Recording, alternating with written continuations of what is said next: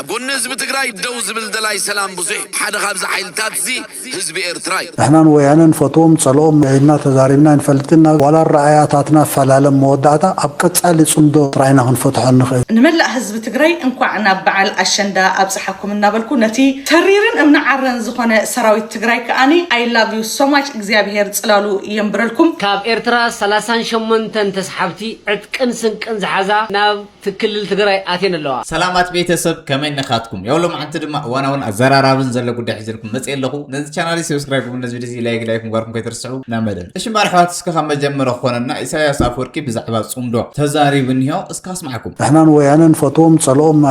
إلنا تزاربنا نفلتنا ግን احنا ናይ engagement ናይ ጽምዶ ፖሊሲ ነሩ ولا ጉጉ የራአያ ሃለዎም ولا الرعاياتنا فالعالم مودعتا أبقت على صندو تراينا هنفتح النخيل ስለዚ قصالي دايالوج كنقبر كنكيل لنا أب تسعان كلتن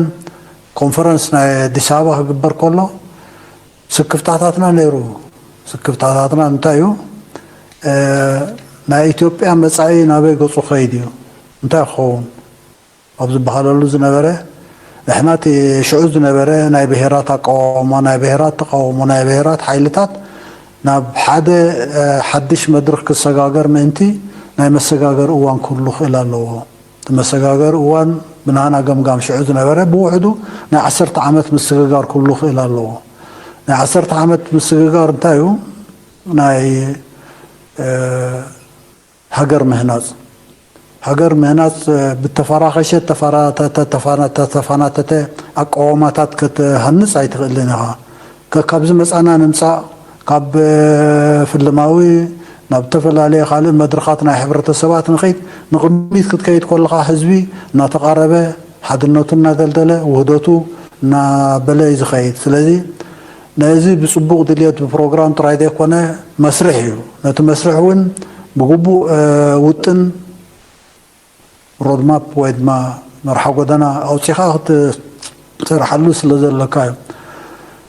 شعود سكفنا زنبره التحساسبنا ويانا ما انت التحساسبا يدلو سكيزوفرينيا اب كندي مستم قالوت حيلتات ونشعود تقالسو كوندوخون متوم نزو سانيتات دز وصدو عندرتي كرمو خلو توم نعاتهم دشقلو من زوريلو من دلوخه بزي حج زول خونتات قسينو مالو ديوم دهريلكا تقصانت يلن قصانت يلن ناي አንጮዋን ደሙን ጾታ አይነትዩ እንታይ ስልትታት ተቀም ታይጻጥታት ገብር ትግል حدش خناتات ከተምጽ ማለት እዩ ዘሕጂ ዳያሎግ ዝብሎ ደለው ምንታይ ዕላማዩ ብጀካቲ እውጅ ዝዛረብሉ ወይ ዝማጻደቁሉ አቀራርባታት ናቶም አጀንዳታት አለው ታኛታት አጀንዳታት ውሽጡ ውሻጡ እንፈልጦን አና ይጽግመናን በቆንዱ ግን بقفي حتى ما متى أب قدوانا نبلو ويا بزبانا دلخناتات أو إثيوبيا دلخناتات وين دبيركا خرّان كله نمساي رجعتنا إذا زوبازي أقداسس للغنا لنا إرترا جراود حنتون أبركتوس لزجبر نحنا مبسعة وين أنا commitment بقندو نزي أندرازي أبرئنكا نبزح شبوتا خيادة الله نبزح شغناتات خيادة الله أجي منتاي دمسيزي نحنا بوجنا هنجورن نخيل نلولا ونتنا هنكالاخل نهجرا ودحنتنا هنكالاخل بزح دكالاخر دماتو قداي يقولون أبي إثيوبيا زمت سمع باليتات قلنا بيقصو خيديو نعطون إحنا نعطون مشتاق قدايات لنا نقطفو نعطون مشتاق قداياتيو موضع تاقن 8 عامات حلفة بخمي من قدي مونغو إرترا مونغو إثيوبيا كمزدا مسألة موضعتا دي يقولون سلسة ولدتات بخيد قلولا وقصيلون تتبعيلو نايدقا أجنداتات نزبي إرترا دربحا يكونا ولا نزبي إثيوبيا دربحونا ብዙሓት ተጋሩ እንተላይ ኣብ ሓላፍነት ዝርከቡ ተቃለስቲ ኣብ ኣኼባታት ይኹን መግለፂታት ኣንጻር ብልጽግና ኣብ ዝግበር መኸተ ንበይንና ኣይኮናን ዘለና ኣብ ጎና ደው ዝበሉ ሓይልታት ኣለዉ ዝብሉ ዘለዉ ብርግጽ ድማ ኣብ ጎኒ ህዝቢ ትግራይ ደው ዝብል ደላይ ሰላም ብዙሕ ሓደ ካብዚ ሓይልታት እዚ ህዝቢ ኤርትራ ህዝቢ ኤርትራ ንህዝቢ ትግራይ ክድግፍ ህዝቢ ትግራይ ንህዝቢ ኤርትራ ክድግፍ ምርጫ ኣይኮነን ግድነት ዞባ ቀርና ኣፍሪቃ ሰላም ክረክብ እንተኾይኑ ህዝብታት ዞባ ብሓባር ክሰርሑ ጥራይ ዘለዎም ካልእ ኣማራፂ የለን ኣይኮነን ዶ ህዝብታት ቀርና ኣፍሪቃ ኣብ መላእ ዓለም ዝርከቡ ምእንቲ ሰላም ዝቃለሱ ህዝብታት እውን ብዝከኣል መጠን ክደጋገፉ ከም ዘለዎም ኣየማትእን ምክንያቱ እቲ ብድሆ ብደረጃ ዓለም ዘሎ ንኩለን ሃገራት ድማ ዝጸሉን ስለ ዝኾነ ንመላእ ህዝቢ ትግራይ እንኳዕ ናብ በዓል ኣሸንዳ ኣብፅሓኩም እናበልኩ ነቲ ተሪርን እምናዓረን ዝኾነ ሰራዊት ትግራይ ከኣኒ I love you so much እግዚአብሔር ጽላሉ ይምብረልኩም እዚ ዝካየድ ዘሎ ኸ ንሪኦ ኣለና ክንገልጽ ስለ ዘይደለና ይናምበር ቦቶ ሁሉ ቦቶ ተሰኻኺዑ ስለ ዘሎ ስለዚ ዓወት ነቲ ጅግና ዘይጽዓት ሰራዊት ትግራይ እንተ ተሰራዊትና ጅግና ንሓቦኛን ስለ ዝኾነ ኣቦቱ እዩ ዘሎ ኣይተንቀሳቐሰ ዝወራ ይበለ ኣቦቱ ኮይኑ ግን ድሌቱ ክገብር መሰል ኣለዎ ስለዚ نملا حزب إيرترا انقع تصموا لقام فتحلكم انقعنا بعل فلسطة تودي صوبنا فلسطة انقع فتحلكم نابلكو نتمنى عرض هنا سراويتن حزب إيرترا أني I love you so much صالح من النبر زلنا مو thank you نبرلنا نبكورلنا نبلالنا متعملنا نفتوكم نصهم بوت الدارقوم نحن عبزغا بجي نبها لنا سطة برنا خلنا عندكم تراي ስለዚህ እንኳን በዓል አሸንዳ በሰሐኩም ናበልና ህዝብ ትግራይ ላይ በሰማች ለመላው የኢትዮጵያ ህዝብ ደግሞ አሸንዳ መታከብሩ ደግሞ እንኳን ለበዓሉ አሸንዳ አደረሳችሁ ትላልቻለች ሞኒካ እህታችሁ ማለት ነው ስለዚህ ውድ ኢትዮጵያውያን ጓደኞቼ ኤርትራዊታ ስኔት ሀብታ የምትባለው የሞዴል ውድድር ስላላት አፍሪካ ወክላ ስለምትወዳደር ያለች ሁላችሁ ኢትዮጵያውያን ኦፊሻል ስኔት ሀብታ የሚለው ገብታችሁ አንድን ስለሆነን ማለት ነው ከአፍሪካ አንደኛ መውጣት አለባት ሀበሻውነታችን አንድነታችን ኤርትራዊነታችን ስለሆነን ስለዚህ ኦፊሻል ስኔት ሀብታ ብላችሁ ቮት ማድረግና ፎሎው ማድረግ ይገባችኋል ምክንያቱ በአፍሪካ ሙሉ ኤርትራ ከተጠራች ኢትዮጵያም ተጠርታለች ማለት ነው ስለዚህ ውድ ኢትዮጵያውያን ኦፊሻል ስኔት ሀብታ ሚል አለ እዚ ቲክቶክ ሰርች አርጋችሁ ፈልጋችሁ ፎሎው አርጓት በቮት አንደኛ ወጣለች ከሙሉ ማለት ነው አራት ክፋል ነው ያለ 40 ባለ 40 ያለው ከ40ዎቹ 10 ከአፍሪካ 10 ከአሲያ 10 ከአውስትራሊያ 10 ከአውሮፓ 10 ከምናምን ከአሜሪካ ምናምን አሉ አራት ሲሆኑ ደግሞ አራት ጊዜ አራት ሲደመር ደግሞ 40 ሰዎች አሉ ከዚህ 40 ሰዎች አንደኛ ሆናለች በቮት ማለት ነው መቼ በቦት ብቻ ሳይሆን በፎሎወርስ በሶሻል ሚዲያ የምታረገው አክቲቪቲ ስንት ፎሎወርስ አላት ደግሞ ይሄ ደግሞ ብልጫ ሽልማት ስለሚያስወስዳት ሁላችሁ ኢትዮጵያውያን ጓደኞቼ የኔ ተከታታዮች ማለት ነው ኦፊሻል ስኔት ሀብታ ብላችሁ እዚ ቲክቶክ በመግባት ፎሎው አርጋችሁ ልታግዙን በትንተና እንጠይቃለን ባይዘው ያው እዞ ቮት እዚ አይ ቲንክ ከምዝ መስለኒ እንተስ በመልክዕ እዩ እንተስ በሞዴሊንግ አና አይተረደን ዘረግን ቮት ዝግበራ ካብ ኢትዮጵያና ካብ ኤርትራ ኒህዋ ማለት እዩ ክልተ ኣሕዋትና ኒህዋ ሕጂ ድማ ኣብዚ ህዚ ብጣዕሚ ኣዘራራቢ ኮይኑ ዘሎ ጉዳይ ተላዒላ ዘላ ተጋር ኤርትራውያን እንታይ ተላዒላ መስሊኩም ኣዶናይ ንዛ ኤርትራዊቲ ቮት ግበርዋ ገለ ኢዱ ማለት እዩ ኤርትራውያን ከዓ ንሕና ያው ኣዶናይ ንኸሸንፍ ባይዘው ብጣዕሚ ቮት ገይሮም ኤርትራውያን ብጣዕሚ ኣብ ጎኒ ተጋሩና እንዳወሉና እዚ ድማ ኤርትራውያን ኣብዚ ቀሊላቶም ተፈርዮም ንምንታይ ከም ይብል ኣዶናይ ኢሎም ይዛረብለው ማለት እዩ ግን መብዛሕቲ ትግራዊት ተሪእኹሞ መብዛሕቲ በቃ ትግራዊትና ቮት ንገብር እምበር ትግራዊቲ ኣይምን ኣዲስ ኢትዮጵያዊት ቮት ኣይንገብርን እንዳበለ እዩ ግን ያው ኤርትራውያን ድማ ንሕና እንዲና ኣብቱ ፀገሙ ኮይና ኣሉ ኣዶናይ ንሕና እንዲና ዝኩሉ ቮት ናገበርናዮ እዚ ንምንታይ ከምዚ ይብል ኢሎም ተቐይሞም ኣለው ያው ደቂ ኤራይ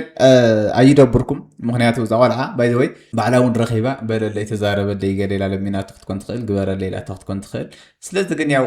መላእ መብዛሕቲ ህዝቢ ትግራይ ያው ትግራዋይ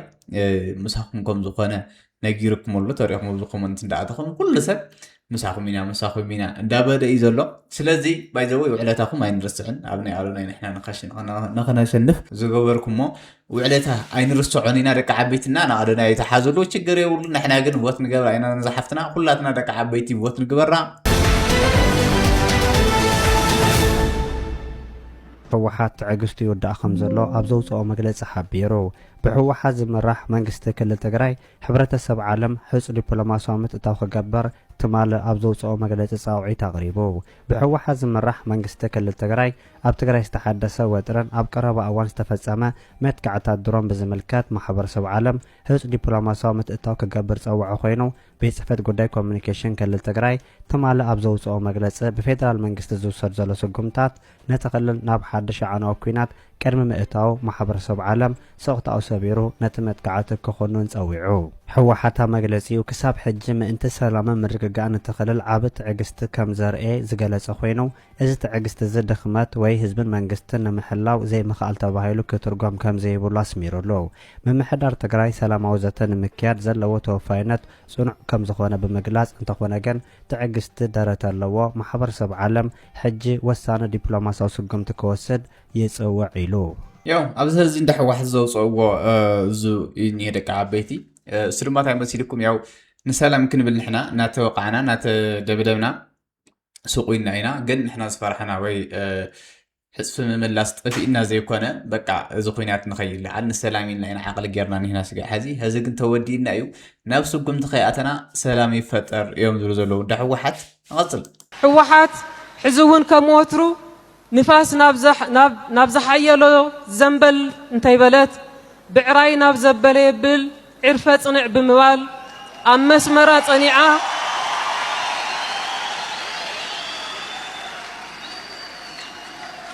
ሕወሓት ሕዚ እውን እሺ ይደግም ኣለኹ ሕወሓት ሕዚ እውን ከም ወትሩ ንፋስ ናብ ዝሓየሎ ዘንበል እንተይበለት ብዕራይ ናብ ዘበለ የብል ዕርፈ ጽንዕ ብምባል ኣብ መስመራ ጸኒዓ ህዝባውነታ ኣብ ዝፈታኒ መድረኽ እዚ ኣመስኪራ እያ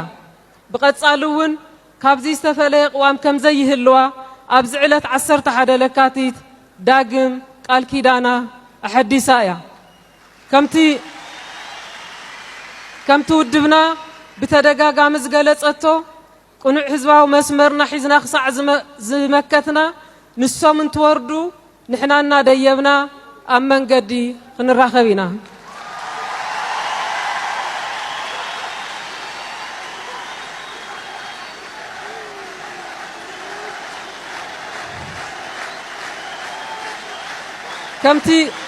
كمتو دبنا بتدقاقا مزقلت قنوع حزباو مسمرنا حزنا خصع زمكتنا نسو من توردو نحنا ديبنا أمن قد خنراخبينا مراحتي بقطعو كمرحو يكالون ببوليتيكاو زرقان مثل تقراي استبلاشو لكونتات نركب كبل علواي أمارحا حلتات ستا تقراي تقرلا يوهانس ولد جورجس مديد قليسو أبزي حجز لنا يا درجة بوليتيكانا تزري قلو بوليتيكانا بشقر أتيلو مراحتنا بقطعو كمرحنا يكالون حبر تقراي تزري قلو ناو بزح دنقرقر كنا أتو زخلنا كونتات تفتير الله نزي بوليتيكاو قلولاو سعبو حزبي أبا كبر شعولت آتو يركب كبل دما عملكيتم حزب تقراي تبتينيو كافتز تبتنا العلي زبزي زلو تشاقلي طلعتنا خنمكت بخوينات كلن بتخرسياناتنا عديتاتي مهلولا نيرو ابوتاتي مهلولو نيرو حجي دارغا خومي يزلو انتايم كغورو زون بوليتيكانياتا انتايم كومصنا زون بوليتيكانياتات مهللا يزلو دقيس زحدر تقراوا يله نزي يفدي نزي حزبزي نزي كلتا دما كما حزبي بحفشا بفلاي حتى ستان مناسين بمستوعل كغنزبو وي غبا كبل تغرلا يوهانس ولد جورجس مديد اغنزبو بوليتيكانا طعي كيكون بيمان بصقام صلاتنا بتعامو بزحات زرقتي اجنداتات يهونا لو زوم اجنداتات زي يمكن فوليوم يقبا كنردوم يقبا كنستوعل يقبا بفلاي نحنا ناي تግራይ ናይ ጸጥታ ሓይልታት بفلاي منعسي اتزرقان اتي بتي زقبلنا زلو نتግራይ ዝዘርግ አጀንዳ ከንፎልዮ ክንከለለና ትግራይ ለውጥ የድልያ በመንእሰይ ድማ ክምራሕ ይግባእ ዝበለ ተገርላ ዮሐንስ ወልደ ጊዮርጊስ መዲድ ነዚ ድማ በሐፈሻ ንህዝቢ ብፍላይ መንእሰይ ዝጠቅም አካይዳ ከመይ ንቀረጽ ብዝብል ክኸውን ይግባእ ኢሉ ኣብዚ ሕጂ ግዜ ትግራይ ለውጥ የድልያይ ኣብዚ ሕጂ ግዜ ዝመንእሰይ እዚ ለውጥ የድልይ እዚ ለውጥ እዚ ዘይተበረዘ ማንም ዘይጎተቶ በቲ ናይ መንእሰይ ናይ ባዕሉ አይዲዮሎጂ በቲ ናይ መንእሰይ ናይ ባዕሉ ምሕሰቢ በቲ ናይቲ መድረኽን ናይቲ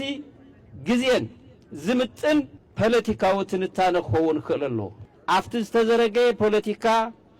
ኣትዩ ዝዝረግ ለውጢ ከተኣናግድ ይብሉ ኣብ ናይ ባዕሉ ዕድመ ዘድመ ሰብ ኣብ ናይ ቀጻሊ ትውልዲ ከድሚ ዕድመ ክንህቦ የብልና ግዜ ክነማቻችወሉ የብልና እቲ መንእሰይ ባዕሉ እቲ ለውጢ ክመርሑ ዘለዎ ለውጢ ማለት ዝነበረ ምርጋም ማለት ኣይኮነ ለውጢ ማለት ኣንጻር ዝነበረ ምግጣም ኣይኮነን እቲ ዝነበረ ከመይ ትጥቀመሉ ትዝውገድ ከመይ ተውግዶ ከመይ ሓድሽ ጽቡቕ ነገር ነቲ መድረኽ ዝምጥን ነቲ ህዝቢ ዝጠቅም ነቲ መንእሰይ ዝጠቅም ዕላማን ኣተሓሳስባን ኣካይዳን ከመይ ትቐርጽ እዩ እዚ ከዓ ተወዲብካ እዩ ዝቕረጽ ኣብ ዝኾነ ናይ ባዕሎም ድልየት ሓሳብ ዘልዕሉ ሰብ ተጎዝጊዝካ ኣብኦም ተሓሽኪርካ ኣብኦም ተጎቲትካ ኣይኮነን ጽሩይ ናይ ባዕልኻ መንገዲ ንባዕልኻ ዝምጥን ቀሪጽካ እዩ ህዝቢ ትግራይ ካብ ትሕዝ ዘሎ ደብረ ኸረኽ ናብ ዝበለጸ ድሙቕ ሕብሪ ዝቕየረሉ ሓድነቱ ዘረጋግጸሉ ልዕላውነቱ ዝምልሰሉ ሕሉፍ ታሪኹን መኸትውን ኣኸቢሩን ሰኒዱን ንቐጻሊ ትውልዲ ዘመሓልፈሉ ለውጢ የድልዮ ዝበለ ተጋድላይ ዮሃንስ ወልደ ጊዮርጊስ መዲድ ህዝቢ ዕድል ክወሃቦ ይግባእ ክብል ገሊጹ ለውጢ ዘድልየና ልዕላውነትና ንምምላስ ለውጢ ዘድልየና ክብርታት ህዝቢ ትግራይ ንምምላስ ለውጢ ዘድልየና መኸተና ንምኽባር ስዋኣትና ኽቢርና ንምሓዚ ቀጻሊ ዝሕሸ ህይወት ንምፍጣር ካብዚ ወፃእ ብንእገለ ብዝበልዎ ብዝብል ለውጠ ይመጽን እዩ ጠቕሞን ዝጎደን ባዕሉ ብደንብ ገይሩ ይፈልጥ ንህዝቢ ዕድል ክወሃቦ ዝግብኦ ማንም ናይ ባዕሉ ኢንተረስት ንምብላዕ ኢሉ ነቲ ሓደ ብዝጎቶ ዘይኮነስ ነቲ ህዝቢ ዕድል ሂብካ እቲ ህዝቢ ባዕሉ ዝጠቕሞ ዝፈሊ ሕማቕን ጽቡቕን ዝፈሊ ሰብ ይፈልየሉኒ ልዕላውነትና ሕገ መንግስትናን ሓድነትናን ቀይሕ መስመርና እዮም ዝበለ ተጋዳላይ ዮሃንስ ወልደ ጊዮርጊስ መዲድ ህዝቢ ትግራይ ነቲ ኩነታት ብዝግባእ ክሪኦን ከም ተጋሩ እውን ክንምኽረሉን ይግባእ ክብል ኣገንዚቡ ከም ተጋሩ እቲ ጉዳይ ከቢድ እዩ ንስኻ ንስኺ ብዝብል ጭቕጭቕ ዝፍታሕ ኣይኮነን ንምከር ሰበር ዘይሕጉስ ዜና ኣለና ሰበር ዘይሕጉስ መረጃ ኣለና ሓበሬታ ኣለና ካብ ኤርትራ 38 ተስሓብቲ ዕጥቅን ስንቅን ዝሓዛ ሉዓላውነት ሃገር ደፊረን ናብ ትክልል ትግራይ ኣቴን ኣለዋ እዚ ናይ ኤርትራ ድጋፍ መሰል ናይ ሓሶት ድጋፍ ጊዜያዊ ድጋፍ ዘየዋጽእ ድጋፍ ንትግራዋይ ዘይጠቅም ድጋፍ ፌደራል መንግስቲ ብዘለዎ ዓቕሚ ሁሉ ኣብ ልዕሊ ትግራይ ደብዳብ ንኽፍጽም ሕወሓት ናብ ትግራይ ኣቴን ዘለዋ ተስሓብቲ ን38 ፍረ ተስሓብቲኤን ዕጥቅን ስንቅን ጤጽዒነን ንሕወሓት ዝጠቕማ እምበር ንትግራይ ዝጠቕማ ኣይኮናን ንትግራይ ጎዳእቲኤን ኣይጠቕሞንን በዚ ምክንያት እንታይ ይኽስዕበና እንታይ ይኽመጸና ተጋሩ መና ኣብ ትግራይ ዘለና ኣሕዋትና ቤተሰብና እንታይ እዮም ክኾኑ ኣዝዩ ኣስጋኢ እዩ እዚ ከም ሃገር ሉዓላዊነት ምድፋር እዩ ቅድሚ ሕዚ ብናይ ፌደራል መንግስቲ ጻዊዕት ሉዓላዊነት ሃገር ደፊራ ኤርትራ ሕዚ ከዓ ንባዕላ ንኽጠቕማ ኣብ ናይ ኤርትራ ዘለው ጽንፈት ናብ ትግራይ ንምምጻእ ትግራይ ናይ ጦርነት ኣውድማ ንምግባር መሳርያ ጽዒና ስንቃ ጽዒና ትእተላ ጥሒሳ ኣትያላ ብሓይላ ኣትያላ ስለዚ ፌደራል መንግስቲ ዝህቦ ስጉምቲ ዝህቦ ዓጸፋዊ መልሲ ጽቡቕ ዘይክኸውን ይኽእል እዩ ምኽንያቱ እቲ መልሲ ዝወሃብ እቲ ዓጸፋዊ ዝወሃብ እቲ ተኽሲ ዝፍጠር ኣብ ትግራይ መሬት እዩ ኣብ ልዕሊ ተጋሩ እዩ ሕወሓትን ሻዕብያን ኩሎም ፌደራልን ብዛዕባ ትግራይ ይኮን ዝጭነቁ ብዛዕባ ናይ ባዕሎም ጉዳይ እዮም ብዝበለጸ ከዓ ሕወሓት ዝተባህለ ድርጅት ናይ ሰብ ነገር ምንም ኣይግድሶን ስለዚ ጦርነት ኣብ ትግራይ ብጣዕሚ ኩሉ ክንጽበዮ ዝግባእ ተጸቢና ወዲእና እዩ ኩሉ ክልሙኖ ዝግባእ ሓይሊ ለሚና ወዲእና ኢና ልመና ዝብሎ ዘለኹ ትፔለፍ ወግሐ ፀብሐ ተዝቁፀሩ እቶም ደብዳቤታት ንዓለም ዝለመኖም ንዓለም ተገፍዕልና ዝበሎም ደብዳቤታት ባዕሎም ይቁፀርዎ ናብ መቐለ ዝመላለሱ ወኪላት ትፔለፍ ይኹን ሕዚ ዝተመለሰ መንግስትና እንታይ ከም ዝበሎም ባዕሎም ይፈልጡ እዮም ቶም ተባሃልቲ እውን ቶም ባህልቲ እውን ይፈልጡ እዮም ሰሚዖም ከም ዘይሰምዑ ሞትና የስሕቆም ስቃይና የስሕቆም ጥሜትና የስሕቆም ምፍንቃልና ይስሕቆም እንዲኦም ክውስኽ ይገብሩ ይፅዋዕ ክውተድ ካብ ዓዲ ክልቀቕ ዝተወለደላ ዝዓበየላ ዝነብረላ መወዳእቱ እውን ዝቕበረላ ምድሩ ወለደታ ዝሰጋገሩላ ዝወራረሱላ ንሳም ገዲፍካ የውፃእ ኢሎም ገንዘብ እናይልኣኹ ክውትንዎ ኩሉ ዝከኣሎም ይገብሩ ኣለዉ ስለዚ እንታይ ንግበር እዛ ሰላም ትበሃል ናይ ሞት ሰላም እንተኮይና ናይ ጭንቂ ሰላም እንተኮይና ጭንቂ ተምፅእ ሞት ተምፅእ ምውታር ተምፅእ ዓዲ ተረክብ እንተኮይና ሰላም ድያ እዚኣ ናይ ገሃነም ሰላም እያ ኮይና ዘላ